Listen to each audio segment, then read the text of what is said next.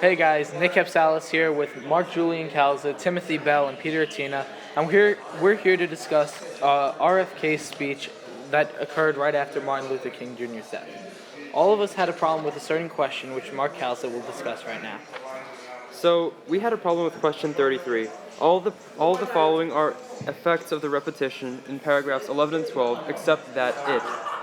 So we're going to first talk about the passage in general, so that we can get an understanding of which two rhetorical devices he used to try to convey what he used particularly in 11 and 12. Peter? Well, I will be explaining the text to you. The text was a speech by RFK to a community of black ri- black rights people in Indianapolis, Indiana, at the heart of the African American ghetto, on April 4th, 1968.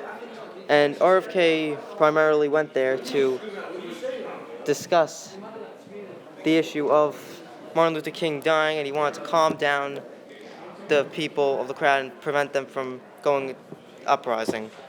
I would like to pass it off to Nick now.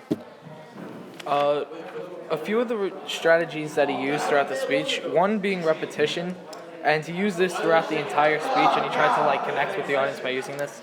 One of the major points, if you look down at paragraph 10, which reads, "But the vast majority of white people and the vast majority of black people in this country want to live together, want to improve the quality of life, and want justice for all human beings who abide in our land." We can see two forms of repetition here. The vast majority, as he refers to the white people and the black people, this showing that a large percent of the country wanted all of these three things to happen. These three things were repetition because it was three things that the people of the country wanted. They wanted to live together, they wanted to improve the quality of our life, and they wanted justice for all human beings who abide in our land. Timothy Bell will present another point.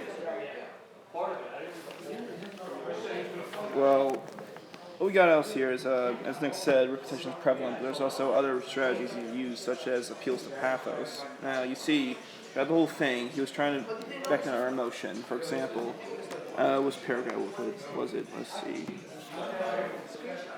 It was paragraph 5, where he said, I remember my family killed, and he was killed by a white man. He was trying to relate himself to the black crowd who experienced this great tragedy, the murder of Martin Luther King.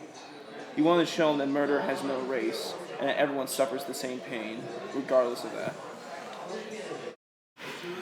We can return back to question 33. We can just say, by using repetition, what do the last paragraphs not do? So we have to recall back to the audience.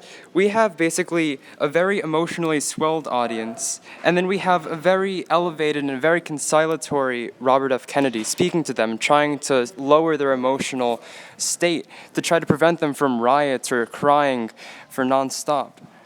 And so he does this to make them remember his very message by repeating himself. He does this a number of ways. First, throughout the whole passage, let alone paragraphs 11 and 12, he refers back to paragraph number 2, dedication, let us, the pronouns and the verbs all indicate that he's trying to make them remember this, specifically paragraph 2. Also, he's trying to connect himself with his audience.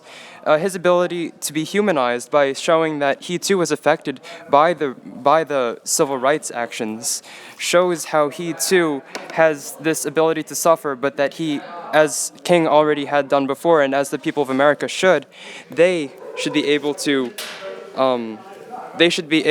recover from this death of King. And lastly, it also allows for the honor to increase toward the end of the passage. As you see, his tone shifts to more imperative matters, let us and ourselves.